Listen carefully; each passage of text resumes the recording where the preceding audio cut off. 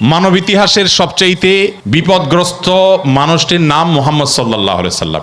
মুহাম্মদ সাল্লাল্লাহু আলাইহি সাল্লামের চাইতে বেশি বিপদ সংকুল ছিল এরকম কোন মানুষের জীবন আপনি দেখাতে পারবেন না। এটা আমার বক্তব্য নয়, খোদ তার বক্তব্য। নবী সাল্লাল্লাহু আলাইহি সাল্লাম বলেছেন, আশাদ্দুন নাসে বালাআন আল আম্বিয়া সুম্মাল আমসাল ফাল আমসাল। সবচেয়ে বেশি বিপদগ্রস্ত ছিলেন, সবচেয়ে বেশি কষ্টে জর্জরিত ছিলেন নবী রাসূলগণ। এরপর নবী রাসূলদের সাথে যাদের যত বেশি সাদৃশ্য, যত বেশি মিল হবে, যাদের মধ্যে নবী রাসূলদের আদর্শ যত বেশি থাকবে, তাদের জীবনে বিপদ তত বেশি আসবে।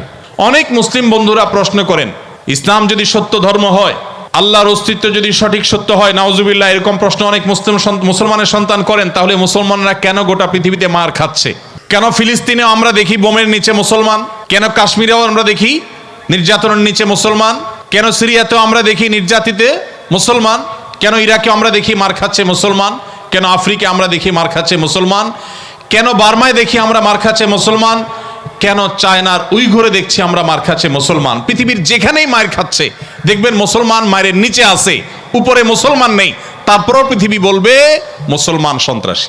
আমাদের অনেক মুসলমানকে তারা কনভিন্স করে ফেলেছে, অনেক মুসলমানের সন্তান কনভিন্স হয়ে গেছে, হ্যাঁ তাই তো, মুসলমানরা অনেক অশান্তি সৃষ্টি করে। দুইটা বিশ্বযুদ্ধ তো মুসলমানরাই করেছিল না? মুসলমানরা না? কত মানুষ মারা গেছে দুই বিশ্বযুদ্ধে?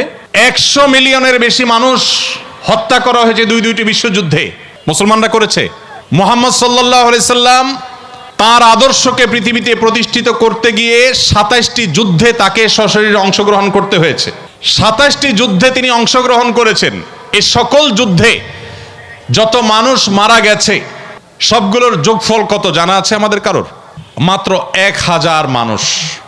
এর মধ্যে 600 জন বিশ্বাসঘাতকতার অপরাধে দণ্ডিত হয়ে মৃত্যুদণ্ডের মুখোমুখি হয়েছে, আর বাকি 400 মানুষ মারা গেছে 27টি যুদ্ধে। কল্পনা নয়, গল্প নয়, বাস্তব। এই জন্য বলেছি সিরাতের বই খোলেন, বিবেক খুলে যাবে। গোটা পৃথিবীতে ইসলামকে প্রতিষ্ঠা করতে গিয়ে মুহাম্মদ সাল্লাল্লাহু আলাইহি সাল্লাম 27টি যুদ্ধে অংশগ্রহণ করেছেন, সেখানে মানুষ মারা গেছে মাত্র 400। 400 মানুষের জীবনের বিনিময়ে 400 মানুষের মূল্য, এটা দিয়ে গোটা বিশ্বে ইসলামকে প্রতিষ্ঠিত করেছেন মুহাম্মদ সাল্লাল্লাহু আলাইহি সাল্লাম। একটা ইউনিয়ন দখল করতে গিয়ে তো 400 বেশি মানুষ মারা যায়। আজকের পৃথিবীর মানবতার সবক দেওয়া মানুষগুলো পাখির মতো মানুষ মেরে যেখানে সমান করে ফেলছে, সেই মানুষগুলোই আবার মুসলমানদেরকে বলে যে মুসলমানরা নাকি সন্ত্রাসী, মুসলমানরা নাকি পৃথিবীতে অশান্তি সৃষ্টি করছে। অথচ গোটা পৃথিবীর যেখানেই মার চলছে, যেখানেই যুদ্ধ চলছে, আপনি দেখবেন অস্ত্রের নিচে তাকালে দেখবেন মুসলমানের চেহারা, আর কোন ধর্মের মানুষের চেহারা আপনি দেখতে পাবেন না। সে আফ্রিকা থেকে নিয়ে বার্মা পর্যন্ত কোথাও আপনি দেখাতে পারবেন না। যুদ্ধ চলছে আর নিচে মুসলমানের চেহারা নাই, একটা জায়গা দেখাতে পারবেন না।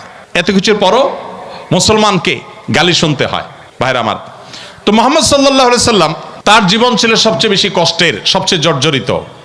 এখনো মুসলমানরা সবচেয়ে শান্তিকামী, তারপরও তাদের সবচেয়ে বড় ব্লেমটা হজম করতে হয়, সবচেয়ে বড় মিথ্যা অভিযোগ তাদের উপরে করা হয়।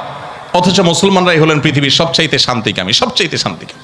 যেই কোনো বিচারে আপনি উন্মুক্ত মনে যদি বিচার করেন, আপনি দেখবেন যে পৃথিবীতে কোনো গণহত্যার সাথে পৃথিবীর ইতিহাসে মুসলমান শাসকদের বহু দোষ ছিল, বহু ত্রুটি ছিল, শতকণ্ঠে আপনি সমালোচনা করতে পারেন।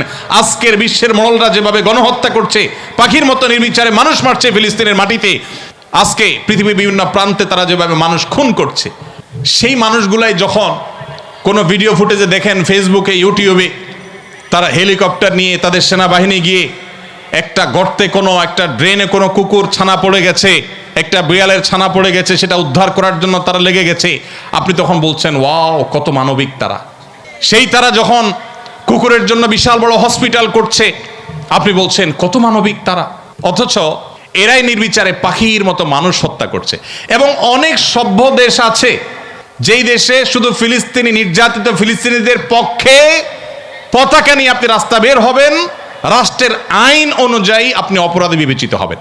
এখনো আছে, এই সভ্য পৃথিবীতে আছে।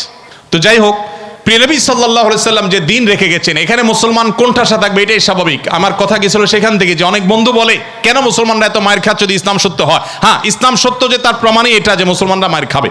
মুসলমানরা কখনো জুলুম করবে না, জুলুমের শিকার হতে পারে, মুসলমান কখনো জালিমের আসনে যাবে না। ব্যক্তিগত পর্যায়ে মুসলমান জালিম থাকতে পারে, সামগ্রিকভাবে বিশ্ববাসীর উপরে জুলুম এটা ছড়িয়ে দিবে জুলুমের স্টিম রোলার চালাবে মুসলমানরা সামষ্টিকভাবে, এটা কোনোদিন হয়নি, ইতিহাসে কোনোদিন হবেও না।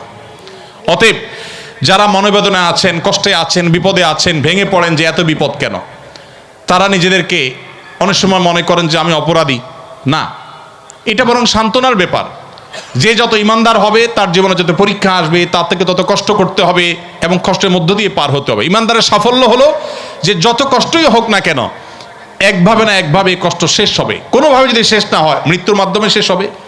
এরপর যদি আল্লাহ তাআলা আমাকে জান্নাত অফার করেন যে বান্দা তুমি অনেক কষ্ট করেছো, তোমাকে আমি জান্নাত অফার করছি, তাহলে আমার সারা জীবনের কষ্টের বিনিময়ে অনন্তকালের জান্নাত পেয়ে গেলে এটা নিশ্চয়ই লাভজনক ডিল। ভাইরা আমার, দুঃখ বা কষ্টে যখন থাকি তখন আমরা সাধারণত এই বিষয়গুলোকে এভাবে অনুভব করতে পারি না, একটু কষ্ট হয়। যখনই আমি দুঃখে পতিত হব, আমাদের নবীজির কথা স্মরণ করব যে তার চাইতে দুঃখে কেউ ছিল না, সবচেয়ে কষ্টে ছিলেন, কিন্তু তার চাইতে সাকসেসও পৃথিবীতে কেউ ছিল না। ইন্টারেস্টিং বিষয়, সবচেয়ে দুঃখী মানুষ সবচেয়ে সফল মানুষ। কি অর্থে সফল? ওই যে তার মিশনকে তিনি সবচেয়ে ভালোভাবে বাস্তবায়ন করেছেন।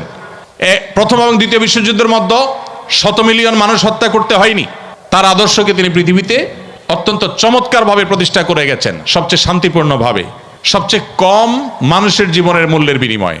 তো অতএব কষ্ট যখন হবে আমাদের সবর করতে হবে ওই কথা চিন্তা করে। আমাদের সমাজে একটা কুসংস্কারাচ্ছন্ন বিশ্বাস আছে, উক্তি আছে, এখনো গ্রামে গঞ্জে এমনকি শহরেও অনেক মানুষ আছে, কারোর যদি বিপদ আপদ পিছ না ছাড়ে, একের পর এক বিপদ লেগেই আছে। দেখবেন অনেকে কমেন্ট করে, লোকটা কত বড় অপরাধী হলে একটার পর একটা বিপদ লেগে আছে, কত খারাপ মানুষ। অথচ একটার পর একটা বিপদ লেগে থাকা এটা মানুষের খারাপ হওয়ার কোনো প্রমাণ নয়। একটা মানুষ ফেরেশতার মতো ভালো মানুষ হয়েও তার উপরে বিপদ হতে পারে, বরং কখনো কখনো লাগাতার এবং ধারাবাহিক বিপদ এটা তার সততার, আল্লাহ ভীরুতার, আল্লাহর নেককার বান্দা হওয়ার প্রমাণও হতে পারে। তো এই জন্য আমরা যারা বিপদগ্রস্ত আছি তাদের জন্য সান্ত্বনা হলেন নবী করিম সাল্লাল্লাহু আলাইহি ওয়াসাল্লাম। আল্লাহ আমাদেরকে ধৈর্য ধারণ করার তৌফিক দান করুন।